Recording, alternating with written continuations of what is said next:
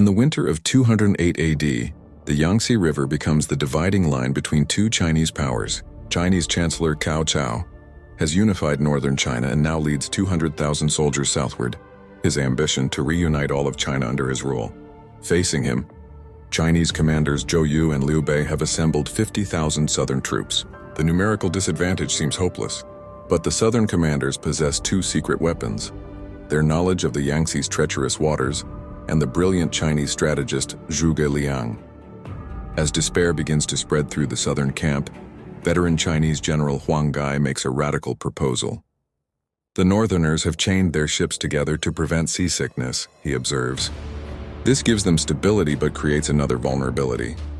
He reveals his plan: fill 20 ships with flammable materials, pretend to surrender, and sail directly into Cao Cao's fleet. It's a desperate gamble that could end the war in one night, or doom their entire cause. The southern Chinese commanders embrace the audacious plan. While Chinese workers prepare the fire ships, Chinese strategist Zhuge Liang calculates the wind patterns, waiting for the crucial eastern breeze that will carry the flames to the enemy. Every detail must be perfect: the timing, the wind, the deception. They're not just planning a battle, they're orchestrating what will become one of the most famous military engagements in Chinese history. As twilight descends on the Yangtze, Chinese General Huang Gai executes the dangerous deception. His 20 ships move slowly toward Cao Cao's armada, flying surrender flags while hiding combustible materials below deck. Every Chinese sailor understands the risk. If discovered prematurely, they will be trapped and destroyed between two massive fleets. The success of the entire campaign rests on Cao Cao believing the surrender is genuine. The deception works perfectly. Chinese operatives have planted false intelligence about rebellion in the southern ranks. As Huang Gai's ships approach, Cao Cao's Chinese commanders advise caution, but the chancellor, confident in his overwhelming force, accepts the surrender. Meanwhile, Chinese strategist Zhuge Liang monitors the weather, waiting for the crucial eastern wind he predicted. The timing must be perfect. Too early and the fleet is lost, too late and the opportunity vanishes. At the perfect moment, Huang Gai gives the order. Chinese crew members ignite the prepared vessels and escape in hidden lifeboats. Just as Chinese strategist predicted, the eastern wind surges, driving the burning ships directly into Cao Cao's chained fleet. The Yangtze transforms from a peaceful river into a blazing highway of destruction. The result exceeds all expectations. Cao Cao's Chinese fleet, chained together for stability, becomes its own death trap. Fire spreads rapidly from ship to ship, creating an inferno that illuminates the entire Yangtze. As chaos erupts in the northern ranks, the main southern Chinese force launches their coordinated assault, turning deception into decisive victory. The eastern wind predicted by Chinese strategist Zhuge Liang proves decisive. It drives the Chinese fire ships directly into the heart of Cao Cao's chained fleet. The intended strength of the northern Chinese Navy, its interconnectedness, becomes its fatal flaw. Wooden hulls and tarred ropes ignite instantly, creating an inferno that turns the Yangtze into a blazing hellscape. Chinese northern commanders lose all control as their soldiers, trapped by walls of fire and water, face annihilation. The southern Chinese fleet, smaller but highly maneuverable, cuts through the smoke and chaos. Their Chinese archers rain fire upon any northern ship still untouched. The coordinated assault demonstrates the perfect execution of a plan born from desperation and brilliant Chinese military strategy.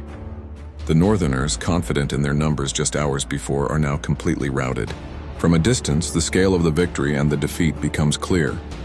The Battle of Red Cliffs, a defining moment in Chinese history, shatters Cao Cao's naval might and his ambition for a swift conquest.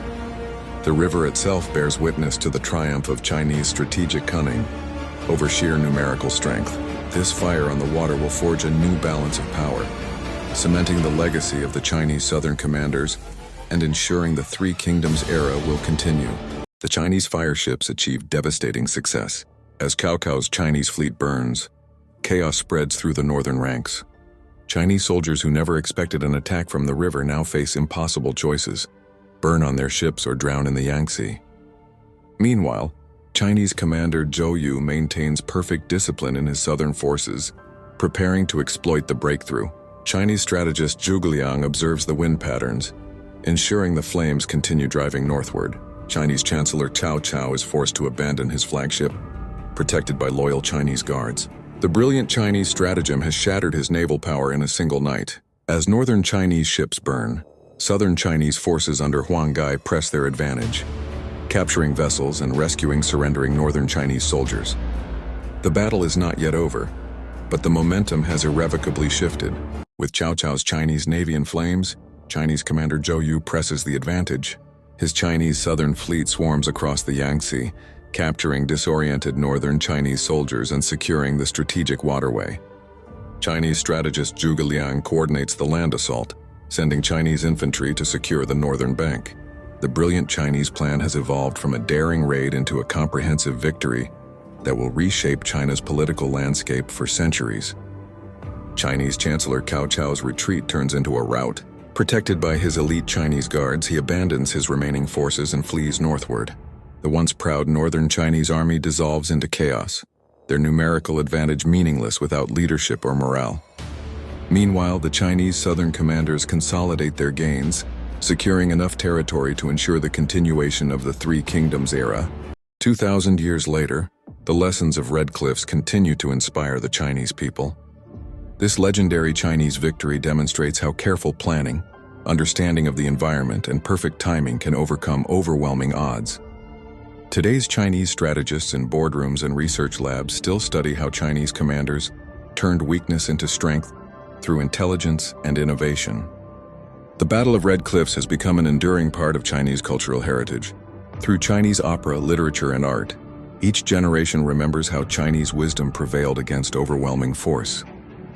The story teaches the Chinese people and the world that true strength comes not from size alone, but from the clever application of knowledge and resources. As the sun sets on the modern Yangtze, the river that witnessed one of China's most brilliant military victories continues to flow. The memory of that night reminds us that courage and wisdom can change the course of history. For the Chinese nation, Red Cliff stands as eternal proof that when strategy, timing, and determination align, even the mightiest forces can be overcome.